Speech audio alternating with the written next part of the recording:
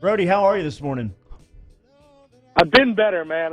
I've been procrastinating getting a new license for quite a while, but, it's moving quickly. Are you at the Independence location? Nah, you should have talked to your boys, Yeah, dude. We man. got so many good places you can go to get a license. Are you at the Independence location? No, I'm at the Express OMV right by the Calandros on Perth. Okay. Never mind. You made the right might be choice. all right. You made the You right might be all choice. right. You're not Especially- really at the DMV then, Especially bro. at 8 o'clock in the morning. You should. I mean, it can't be that packed. No, well, you'd be surprised. People were waiting. But, no, I mean, it's moving pretty quickly, so I have a good feeling I'll be called in the next, 10, 12 minutes. What's the issue we're taking care of? License renewal? Well, so between us, and I'm Yep. about to say this on radio, Yep. I have not moved over my license to Louisiana since I moved here 16 months ago. Oh, Is that bad, though? Is that wow. Yeah, you're a felon, man. bad? Oh, really? Yeah. Oh. It's all good. You fit in well here. So I just good luck announced over a there on the felony DMV. What's that? Did I just announce a felony on the radio? Maybe by accident, but it's okay. I'm your legal counsel, so you're in good hands. My client's fine. And lucky for you, nobody listens to this show. No. Last thing I would say, because we're talking about the DMV, one of the greatest jokes in cinematic history is in Zootopia. Has everybody seen Zootopia? I have not. Where everybody that works at the DMV is a sloth.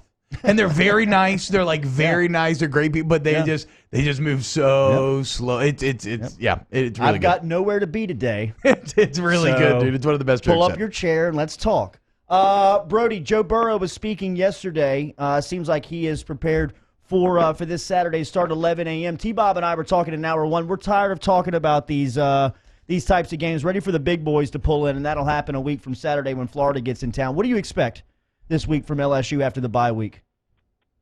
Yeah, I mean, I expect the offense to probably generally keep doing what it's doing. I think the big thing I'm looking at is, all right, this is a very fast offense. We talked about that a million times, but, it's not exactly – I mean, it's still a flawed offense. Jordan Love is a very good quarterback. I mean, one of the better ones in the country, but the offensive line has issues, not exactly an efficient offense. I mean, they're beatable in a lot of ways. So I think this is, if they run things correctly, this could be a good chance for this defense to actually maybe right the ship a little bit and kind of correct some things. So I think that's my big expectation, is that I kind of think, if they get Kayvon Chaisson back, or maybe even Rashard Lawrence too, I think you will see a improvement defensively. Have a couple of huddlers saying, tell Brody to pay the extra $10 to skip the line to use the fast line. Have you seen the option there at the DMV?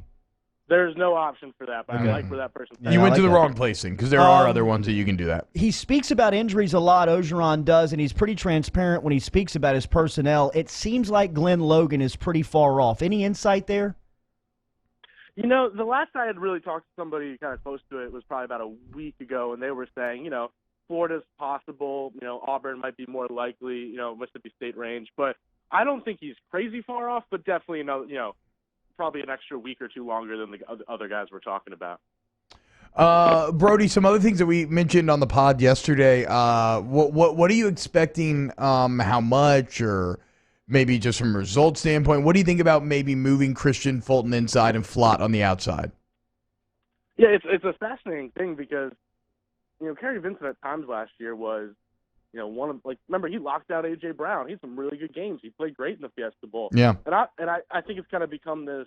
I'm not sure where I stand on it, because he kind of has become the scapegoat for some of those passing issues in the middle of the field where, teams are completing 75% of passes inside the hashes and whatnot on LSU for 8.3 yards per attempt. But when you talk to a lot of people and you look at it, I don't know how much of it's really Kerry Vincent being beat. I think a decent amount of it is, the zones they're playing and different scheme things, and teams are able to, complete passes, over the slot, over the nickel and below the safety. I think teams are having success there. So I'm not sure it's a Kerry Vincent thing, but at the same time, we talked to Grant Delpit the other day, and he was saying, these days a lot of teams put their best receivers in the slot, and modern offenses, LSU included, they have a lot of success in that middle of the field where teams can get mismatches. So I'm kind of becoming slowly a believer in, why do we undervalue the slot receiver? The nickel corner. Why do we view that as kind of the third corner when sometimes that might be the more valuable one? So I think I'm not saying move Christian Fulton there full time, but I think it's a really interesting idea to experiment with, to put somebody like Fulton there when you need him. Yeah, we were talking about it yesterday, and you start to think about it more, and it makes sense why the slot is so tough, because at least when you're on the outside, you kind of have the sideline as your ally, right? You can kind of play to that sideline. It's a lot you have to defend the whole field. So it's something to watch for this Saturday.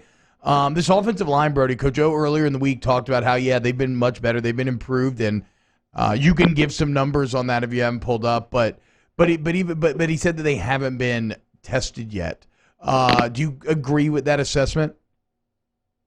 I definitely agree. I mean, yeah, they have improved in a lot of ways. They're much more efficient. They moved from the 100s and 90s in most categories in the country to, the 30s, 40s, 50s. That's improvement. And I think you kind of have to, we were talking about this yesterday, you have to kind of counterbalance, okay, they've already improved and you're getting Ed Ingram back. So, okay, there's room to get even better. But also, maybe don't judge those numbers yet because, well, they're about to face, Florida, Mississippi State, Auburn, Alabama. So it's definitely going to take a bit of a hit. But I definitely think there's, reason for optimism for a combination of reasons. I mean, it definitely is a little bit better than it was last year. Last year was so problematic. And then now you have an offense that is better at adjusting and kind of adapting, getting the ball out fast when they are getting pressure, if the Texas game comes to mind.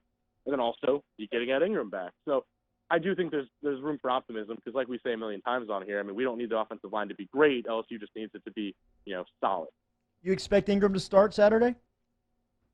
I do. I mean, I haven't heard anything one way or the other, I guess, but I just kind of always been under that impression. How about you? Yeah, I do, because I think that they want to get him as many reps as possible. I'm almost under the assumption, Brody, that he starts and plays every down just to get him as many reps as possible. To see how far he can push it? I think that'd be smart because, I mean, everyone talks about how good of shape he is, and he looks like he's in great shape, but you talk to players, and they kind of say, yeah, but he still needs to get in, like, football shape. It's like kind of the end of a practice, you see him just kind of that wear on him a little bit. So I definitely think there's probably some value in just, let him go 100% reps. Brody, what do you know about this Utah State team? I mean, it's a team with a star quarterback, but an overall, relatively flawed offense. And it's a team with a pretty experienced defense. I mean, they've contained teams pretty well. They bring back most of their talent there. I think they're number 33 in the country in SP plus defense, which is an opponent-adjusted metric, kind of studies everything. So it's a quality team, and, I mean, Gary Anderson's a very good defensive coach, and then Mike Stanford Jr. is their offensive coordinator, who most recently he had a short stint as Western Kentucky's head coach, and that didn't work out. But, I mean, it's a team that wants to go very, very, very fast. And, I mean, as we've talked about, LSU is definitely trying to prepare for that, but it's a team that still, at the end of the day, LSU is probably 20 to 25 points better than. You had a great article on The Athletic this week talking about how intertwined these two staffs are. Give a people, for those that may not know, because this feels like a very random game, but give a people a rundown of just how much interconnectivity there actually is between the Utah State and LSU staffs. Yeah, so, Gary Anderson took the Utah State job in 2009, and his first hire was Bill Bush to be his defensive coordinator. He also plucked Corey Raymond from being an LSU assistant strength coach for his first ever position coach job. So then both those guys basically got their big breaks there. And then 3 years later, Corey Raymond left and all that, but Bush stayed there all 4 years. And then Dave Aranda, when he was fired at Hawaii, who Utah State beat, Utah State hired Dave Aranda to be the defensive coordinator. And then that's when he broke out, and that's when Utah State went 11-2, and they kind of completely turned the program around. And that's when Aranda became a household name and became a Broyles Award candidate. So then Aranda and Bush all went with Anderson to Wisconsin, and then obviously we all know the rest of it. But the funniest part of all this is now, 5 years later, Gary Anderson is now back at Utah State. So it is kind of bizarre. And then you throw in Michael Caputo, who basically was the LSU outside linebackers coach last year as a GA. Now he's their safeties coach. So it really is bizarre, all the little intertwinings going on there. Everybody's getting the blood rushing back to their face here finally after you talked about Corey Raymond being plucked away from Utah State there. Phone connection with the ending of that word is very interesting. That was good stuff there, bro. That was good. Peek ahead. I had no idea Gary swung that way. Peek ahead this weekend for Auburn and Florida, because LSU obviously will face these two teams over the next couple of weeks, with Florida pulling into town on the 12th, Auburn at the end of October. How do you like this SEC matchup this weekend from the Swamp? Sorry, did you ask about Florida Auburn? Yes. Yeah, I apologize. I like Florida's chances there. I think one, you got an Auburn team that's been tested so much. You wonder if there's always, it's to some extent you can wear down a little bit, but also, I mean, I like Florida's really good at creating havoc along both lines of scrimmage, and that's kind of one of the few ways you can kind of get to Florida is if you you can do that. So I do like Florida's chances there. I'm always a big believer in Dan Mullen in big games. I think he's really good at adjusting to what a defense is doing. And it's in the swamp. And like we said, Auburn's probably been tested more than any team in the country already. So I just wonder if, Dan Mullen in Florida might be able to take advantage of that. Hopefully you make it out of the DMV before Saturday's kickoff at 11 a.m. My name just got called. So Wow, look at that. Look at that timing. All right, man, go get him. All right. See you guys. Brody Enjoy it. Miller every Wednesday here on Off the Bench. We'll be back with more OTB.